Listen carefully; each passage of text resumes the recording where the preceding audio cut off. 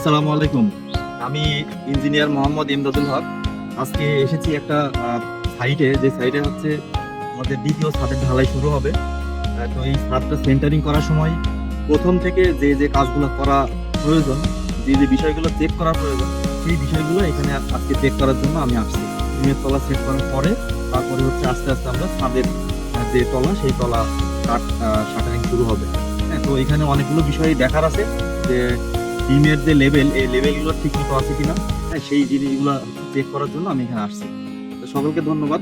আমাদের ফেসবুক পেজে like follow দিয়ে আমাদের সাথে থাকবেন।